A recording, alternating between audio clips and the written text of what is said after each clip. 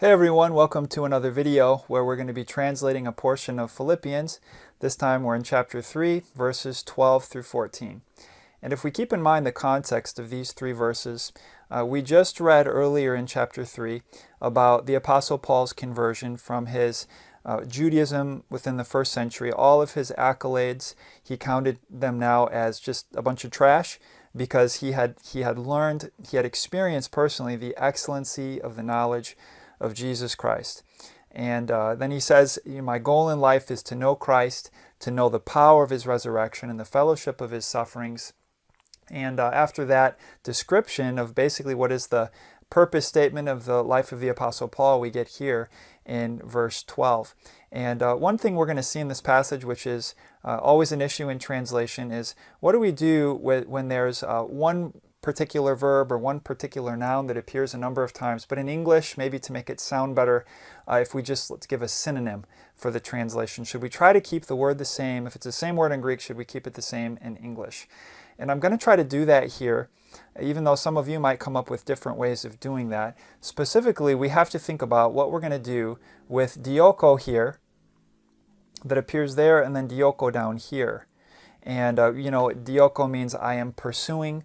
I press toward is a more popular way that this has been translated in some of the official versions. And just for the sake of tradition, but also because it's an appropriate translation, I'm going to stick with press toward. But then another interesting verb that appears is katalabo here. It's from katalambano. It occurs again right here, and then it's going to occur again right here. We all know what lambano means. Lambano means I take or I receive, but when it appears with kata, it's a little more aggressive.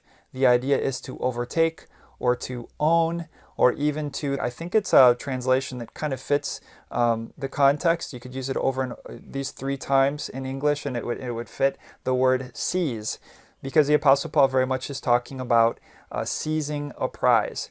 And when you use the word seize, it also demonstrates the effort that the person who wants to win the prize is making.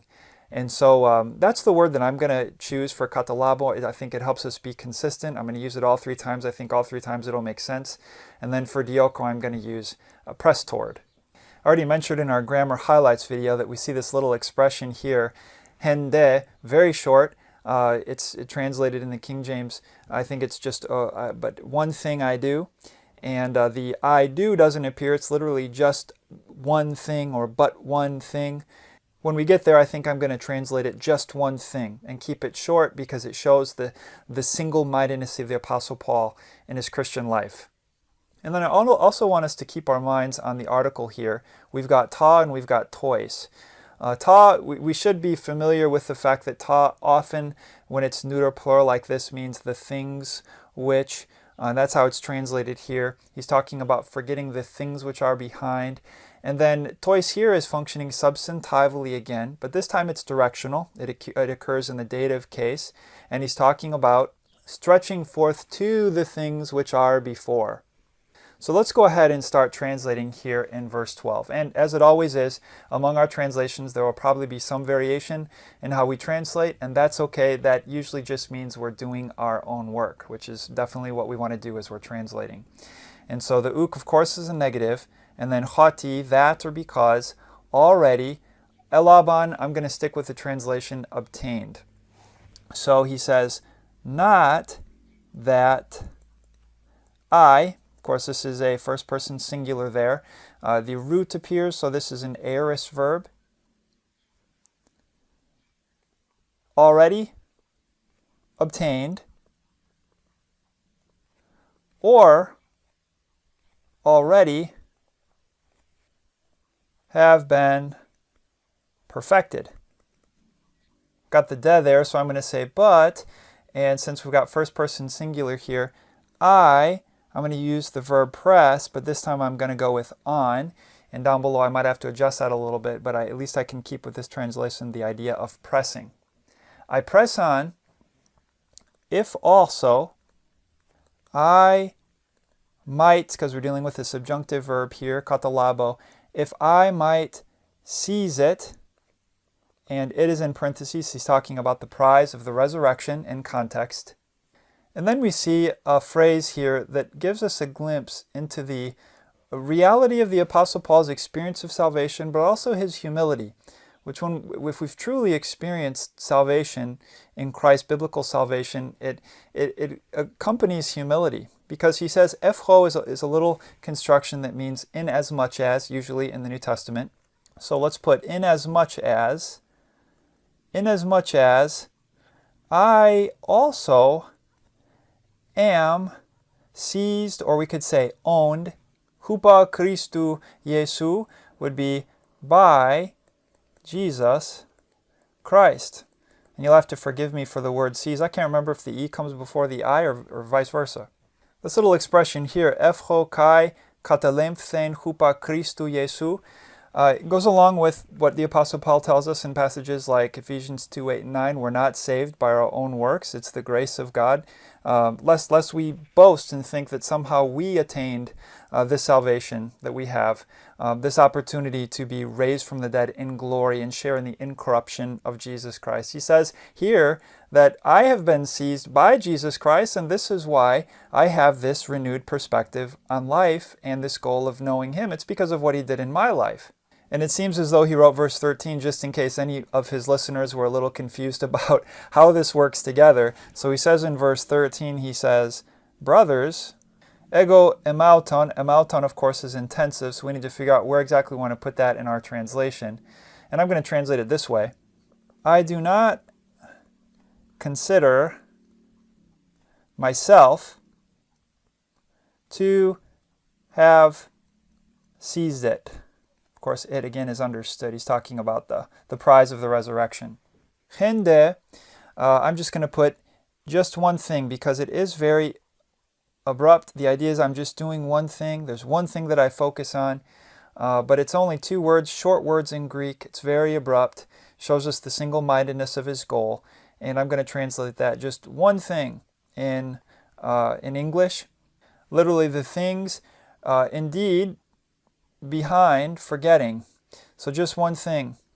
Men can also indicate like on the one hand doing this and on the other, and when we see the dead down here, the mendek construction, it does seem to be indicating on the one hand he forgets the things which are behind, and on the other hand he presses towards the things which are before.